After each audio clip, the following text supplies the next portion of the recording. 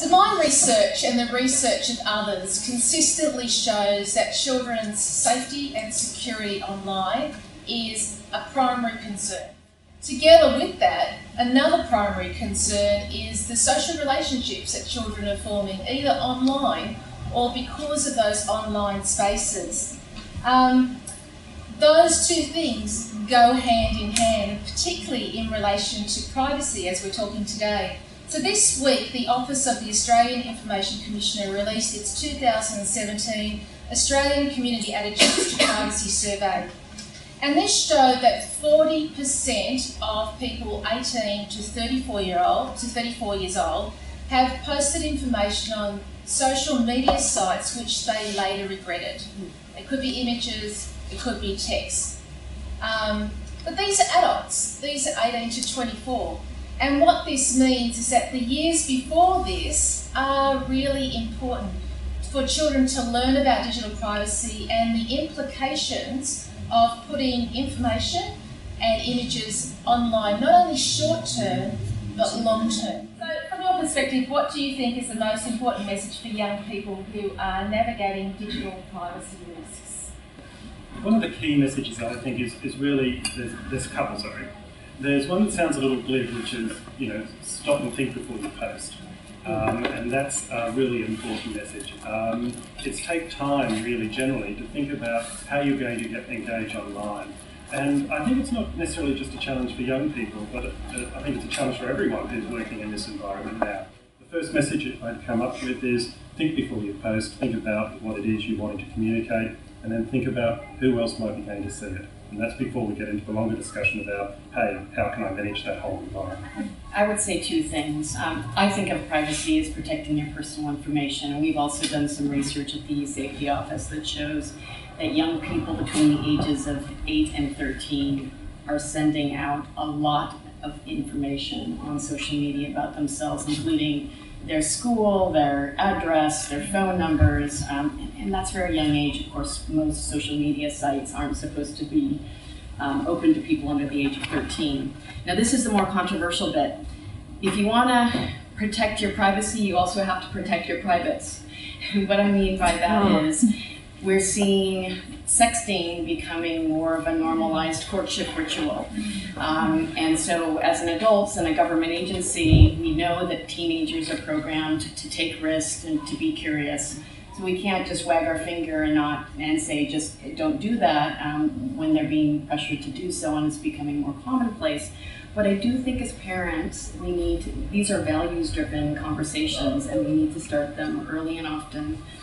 About what they do need to hold dear, what they do need to protect. And of course, we've seen this new research just come out from Monash and RMIT indicating that 1 in 5 Australians have become the victims of image-based abuse. And this is just 2 years on when they did the research and found that 1 in 10 Australians are victims of image-based abuse. And so, of course, if you sext, you're 37 times more likely to become a victim of image-based abuse.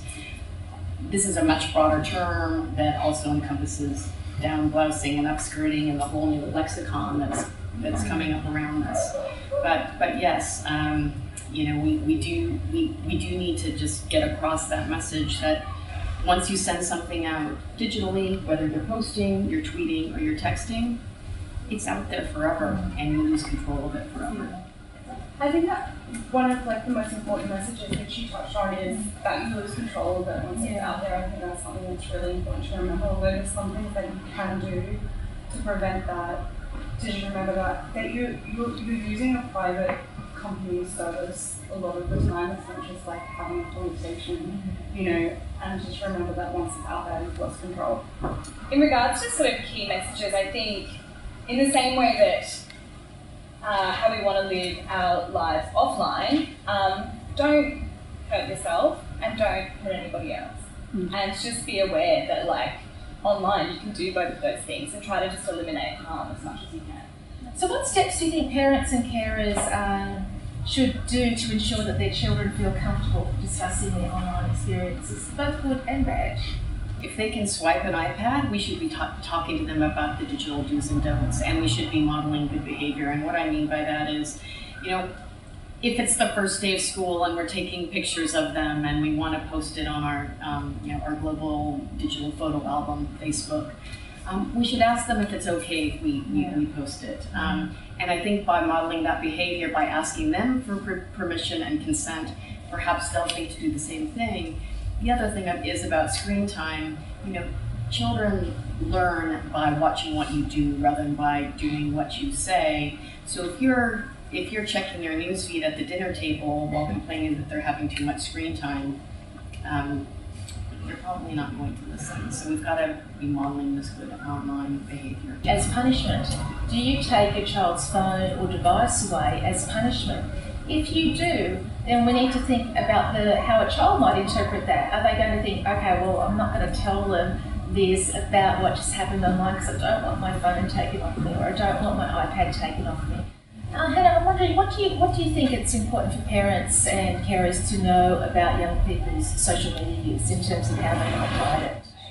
I think the best thing that parents and carers can do is to educate themselves about these platforms, and that information is out there, and you can get it from your child as well. But that information is online too, and I remember being about 9 and using MSN, just like an instant messaging service, and my mum being like, "Are you talking to strangers on that?" And I was like, "No, mum, no. It's like I'm talking to people from my class." And she was like, "Oh, okay." And then it was like a really good tool for us to be able to start this conversation with her saying, "Look, like that's fine, but I don't want you to talk to strangers online." And I was like, "Okay, cool. I'm glad we talked about this. I won't."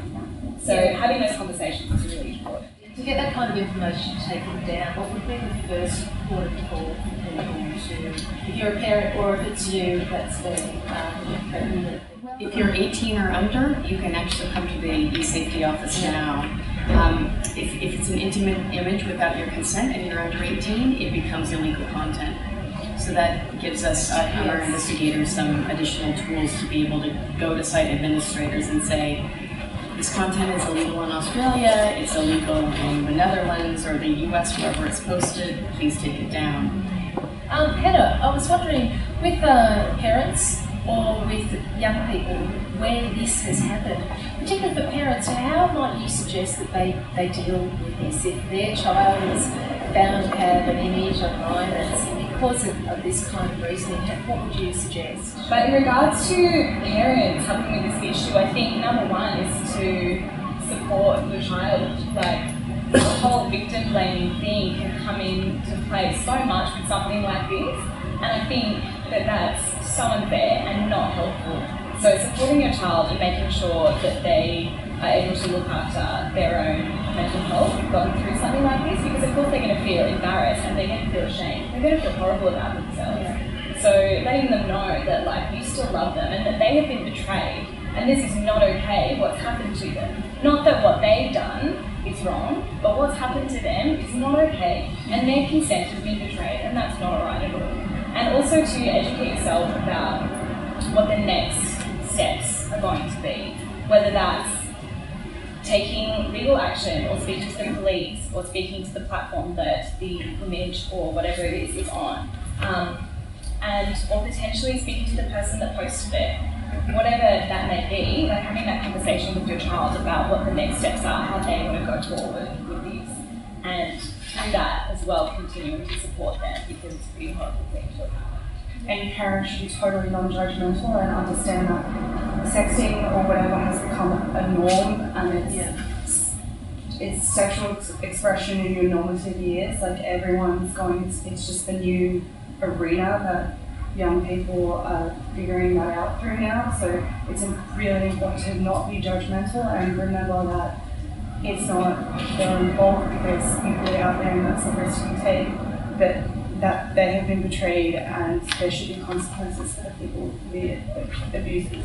If your child wanted to play musically, there's a couple of things that you can do. You can say no, worried about that kind of aspect, or you could do it with them. So they're still enjoying it, you're on there with them, you're engaging with it, and it's something that you're there, guiding, protecting, you're also there enjoying your time with your child. So there's a few different options. Privacy settings as well. So yes, helping absolutely. them set the privacy settings, yes. And then validating that every person that they're chatting to is a child that you know. Kathleen, Hannah? I want to say it's a more point of remembering the right and the value of privacy. I think that privacy, especially for young people, we're born into a world without privacy straight off the bat. I think we forget that it's a right that we have and not a luxury that we can have a break from now and then, like we turn our phones off or something. Like, I think people forget that privacy. I think parents need to reassess how they view privacy, their value of privacy, that privacy is valuable in and of itself. We're so used to not having it, we just forget why we need it. And that children maybe have to wait till they're an adult and can make that decision about their own privacy. Part of it is allowing a person to be able to have space to say, who am I? Allow them to look at the different forms of information that they can find, albeit now online a lot quicker, to help them understand who they are, how they're developing as they go through life, as an individual, be it sexually or otherwise. Just giving them that space and saying it's all right to be quiet, it's all right to be in there looking. And I know there's that really hard balance between what are they looking at, which is what a lot of people be wanting to know, nervous about what's going on online, but recognising there is still that space you've got to give them to allow them to develop themselves, to start coming up with their own ideas. And so that's part of the privacy equation. That's part of it. That's right, and our role as parents is step by step to nurture children so that they do become independent, confident adults. So they do need that space, safe environment, but yet time to be able to explore. I think it's also interesting, important to, just to throw it into the mix, that the idea of privacy is also a dynamic idea. So 100 years ago, what we considered to be private and the ways we view the way we dress and so forth was quite different. But now we live in reality TV times where people are divulging their most intimate life experiences and perspectives online, and those kinds of things influence how children think about privacy and how they engage in acts that we also might consider not private, but that they consider in a different way. So it's just another thing to consider, that there's also this changing idea of privacy too.